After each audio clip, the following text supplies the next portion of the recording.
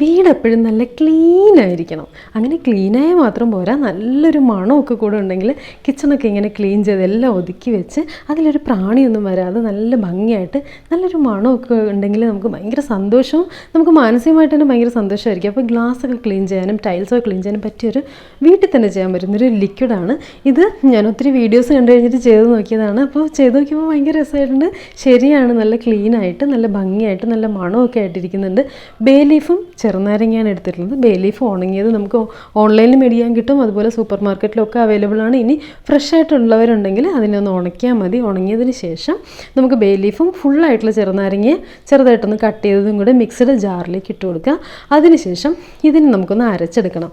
അതിനായിട്ട് കുറച്ച് വെള്ളം എടുത്ത് വെച്ചിട്ടുണ്ട്. അപ്പോൾ ഇതിനായിട്ട് വേണ്ടത് ബേ ലീഫും കുറച്ച് ചെറുനാരങ്ങയും പിന്നെ കുറച്ച് വെള്ളവും പിന്നെ നമ്മുടെ മിക്സിയും, ഇത്രയുമാണ് വേണ്ടത്.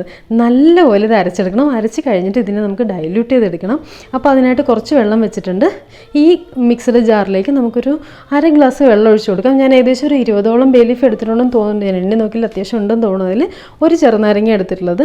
അപ്പോൾ ഇത് രണ്ടും കൂടെ ചേർത്ത് മിക്സി ഒന്ന് അടച്ചതിന് ശേഷം നമുക്ക് ഇതിനകത്തൊന്ന് അരച്ചെടുക്കണം. നല്ലപോലെ ഒന്ന് അരച്ചെടുക്കുക.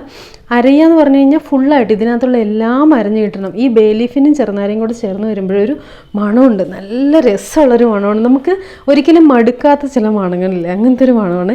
നമുക്ക് ചില മണങ്ങളൊക്കെ അതങ്ങനെ ഫ്രഷായി തന്നെ നിന്നോട്ടെ എന്ന് വിചാരിച്ചിട്ട് നമുക്കിങ്ങനെ യൂസ് ചെയ്യാൻ തോന്നുന്നൊരു സ്മെല്ലില്ലേ, അതുപോലത്തെ ഒരു സ്മെല്ലാണ്.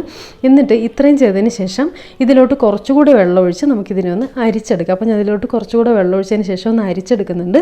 അരിക്കുന്ന സമയത്ത് ഒരു 2 തവണയെങ്കിലും വീണ്ടും ഒരു 1/2 ഗ്ലാസ് വെള്ളം ഈ ഒരു അരിച്ച് കിട്ടുന്ന ആ പോർഷനിൽ തന്നെ ഒന്ന് കലക്കിയിട്ട് വീണ്ടും നമുക്ക് അരിച്ചെടുക്കാം കേട്ടോ. അതായത് ലൂസായിട്ടുള്ളൊരു ലിക്വിഡ് മതി. ഇത് കേടാവുകയോ വേറെ സംഭവിക്കുകയോ ഒന്നുമില്ല, അതങ്ങനെ തന്നെ ഉണ്ടാവും. ഇതിന് നമുക്ക് ഇതുപോലത്തെ ഒരു ബോട്ടിലാക്കി സൂക്ഷിക്കാവുന്നതാണ്. അപ്പോൾ ഞാനിവിടെ എടുത്ത ബോട്ടിലേ ഞാൻ കുറേ നമ്മുടെ റോസ്മേരി വാട്ടർ യൂസ് ചെയ്യാറുള്ള ഒരാളാണ്. അപ്പോൾ ഇത് എത്ര എണ്ണം വാങ്ങിയെന്ന് എനിക്കൊരു കണക്കില്ല. വീട്ടിൽ ഇഷ്ടംപോലെ ബോട്ടിലുണ്ട്. അപ്പോൾ അതിലൊരു ബോട്ടിൽ എടുത്തിട്ടാണ് ഇത് ഫില്ല് ചെയ്തത്. അപ്പോൾ അതിൻ്റെ ഈ പോയിൻ്റ്, അതായത് ഈ സ്പ്രേ ചെയ്യുന്ന ആ ഒരു നോബ് എന്ന് പറഞ്ഞാൽ വളരെ ചെറുതാണ്, അറിയില്ല. റോസ്മേരി വാട്ടർ വരാനുള്ള അത്ര സ്പേസേ ഉള്ളൂ. അപ്പോൾ അത് വെച്ചിട്ട് സ്പ്രേ ചെയ്യുമ്പോൾ വളരെ കുറച്ചേ വന്നിട്ടുണ്ടായിരുന്നുള്ളൂ. അപ്പോൾ ഞാൻ അത് മാറ്റിയിട്ട് വേറൊരു സ്പ്രേയുടെ ഒരു ക്യാപ്പ് എടുത്തിട്ട് അതിൽ വെച്ചിട്ട് ഇത് വെച്ചപ്പോൾ കറക്റ്റായിരുന്നു കേട്ടോ. നല്ലപോലെ സ്പ്രേ ചെയ്യുന്ന പോലെ തന്നെ വരികയും ചെയ്യുമല്ലോ. എന്നിട്ടൊരു 2, 3, 4 തവണ ഇങ്ങനെ ഒന്ന് സ്പ്രേ ചെയ്ത്, കുറച്ച് വലിയ ഡൈനിങ് ടേബിൾ ആയതുകൊണ്ട് അങ്ങനെ സ്പ്രേ ചെയ്യാം. എന്നിട്ട് ജസ്റ്റ് ഒന്ന് തുടച്ചു കൊടുക്കുക, അത്രയേ ഉള്ളൂ. ഒരു ടിഷ്യൂ പേപ്പറോ അല്ലെങ്കിൽ എന്തെങ്കിലും ക്ലോത്തോ വെച്ചിട്ട് തുടയ്ക്കുക. നമ്മൾ ഓൾറെഡി ക്ലീൻ ചെയ്ത സർഫസിലാണ് ഇത് സ്പ്രേ ചെയ്ത് കൊടുക്കേണ്ടത്. നമ്മുടെ ടൈൽസ്, കിച്ചൻ്റെ ടൈൽസിലൊക്കെ ഒന്ന് ഇങ്ങനെ തുടച്ചു കഴിഞ്ഞാൽ കിച്ചൺ ഫുള്ളായിട്ടൊരു നല്ല മണമാണ്. അതുപോലെ തന്നെ പ്രാണികളൊന്നും വരില്ല.